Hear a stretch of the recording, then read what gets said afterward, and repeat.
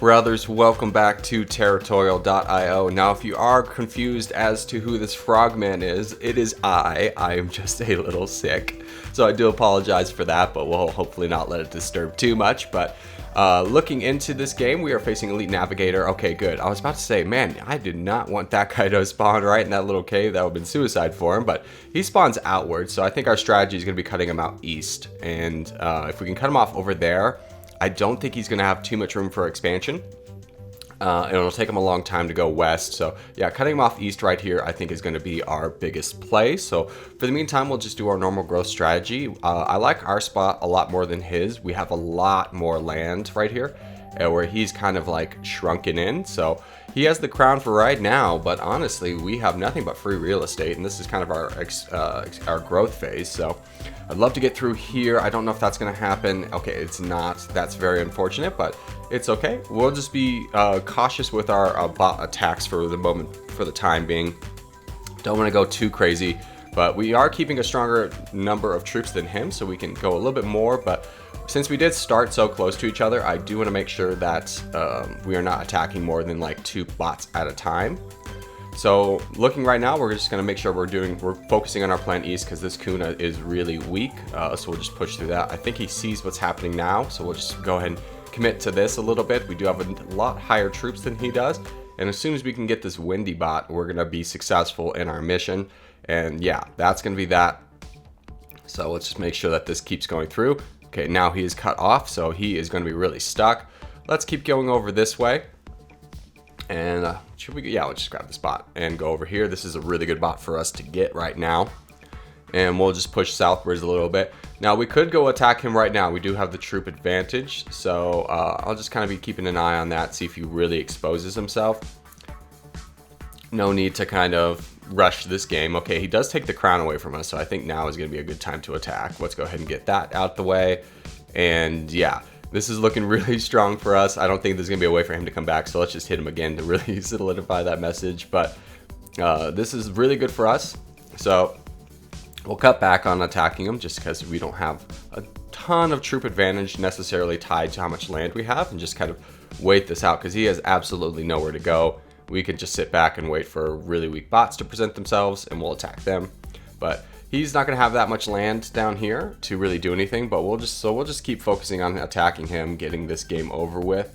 And I think this will kind of be it for him. I don't know if he's going to really want. Oh, and he concedes. So GG's to my opponent. On to the next.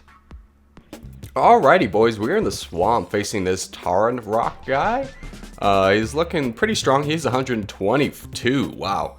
Well, in this, we're going to be focusing on this island over here. I think this is going to be our spot, but I don't want to reveal it too soon. So we'll go here. And as soon as we get this attack off, we'll kind of reveal where he spawned. And he is right over there. Okay, so in an interesting position, we are going to want to grow over to him a little bit sooner rather than later, just to put pressure on him, because there is a lot of land to the east that I do not want him to get. So by getting over there a little bit quicker, he won't expand as much, and we can be a little bit more free to grab all of the land over here on the east, or the west. But I don't want him to have that free island before I get to him, and then have to try and take him down. So we do have a really good position to thread the needle and grab a lot more land, so we're going to do that right now. And after that, we'll kind of be looking for bots. Now, I can get all of these bots over here, but I'm just kind of thinking, let's go ahead and find some weaker bots that initially take us over to him. I'm not going to really force it by attacking these giant bots, but we'll just kind of freely expand and then keep an eye on him, see what he's doing. So in the meantime, we'll just look over, and okay, so we have a lot more troops than him. I'm feeling confident about going over to him, but there's not really a great opportunity, so we'll just be patient on that and kind of just keep waiting. We'll look for just weak bots, and that's a great one for us to get. And just kind of keep expanding. Now we do have a lead of about 4,000 pixels, so that's really good for us. We are doing pretty strong in that front, and we have a very high troop count. So now that we're going to be touching borders, I think he's going to be just a little bit more top of mind with us, and that might spook him a little bit, which is a hard thing to say for someone who is like almost double our rank. But just put a little bit of pressure on him. We are doing really good in our growth strategy. Now, just grabbing a lot more of this land. we're not going to really have a great opportunity to cut him off on this map just because there's so much boating opportunity. But I think if we can get those 2 bots and then this one over here, we can really start to lock him in where his only option is boating, because boating does take significantly longer to do. So it is an advantage to make someone else have to boat to expand. But right now we're looking very strong. We'll just kind of keep grabbing a couple more bots, just building up a little bit. I'm just kind of wanting to see what he's going to do and if he is going to keep expanding, but we're in a good position to kind of build up and do an attack, so I think we're going to do that rather than just let him move over into the east. So anytime he wants to expand over there, I'm going to hit him. And I keep saying east. Oh my god, it's freaking west, you idiot. I'm on the east, never eat soggy waffles. What a fool. Ugh, that's disgusting. I'm so sorry. It is the sickness, I swear. I was a Boy Scout and everything. I have a compass. But yeah, we want to make sure anytime he goes west that we are attacking him. And we have pretty good troop count right now. So I think that's what we're going to do. And for anyone curious, it is not COVID. I think it's just like the flu or something. But we are just going to keep pushing into him now. He is not very strong, and at this point I think the game is over for him, so we'll just keep pushing into him and just kind of waiting for that. Oh, and there is the GG's. So good game to my opponent. This was a real fun one. That puts us up to 99 and on to the next. Alrighty boys, we're going to finish off the day in the snow against this Russian player who is 154 to our 99. So this would be a good game for us. Let's go ahead and grab this spot right next to him just to put a lot of pressure on him and make him a little bit more top of mind of us so he doesn't get a lot of free expansion. And I think there is a possibility of us cutting him off on this map, but again, it's just one where there's a lot of boating opportunity, so there'll never be a real true threshold of cutting him off. But I think we can put a lot of pressure on him just by being so close to him and doing our great expansion path, which does always put us in such good contention. So let's go ahead and go again. And looking out, yeah, those Southlands are going to be challenging to, number one, for us to get, and second, to stop him from getting. So we'll just keep looking downwards. We do have the crown and a lot more troops, so we are looking pretty good on this. We did have a slightly better expansion path than him, so we'll just make sure. Okay, he wants to attack us. That is fine. I'm honestly not concerned about it. He's got so little. We've got just more troops than him, so we'll just attack him back and knock him down a couple pegs. So we are on the top of the leaderboard, and we take a big advantage on him. So if he wants to play this fight, it's fine by us. We've already kind of won it.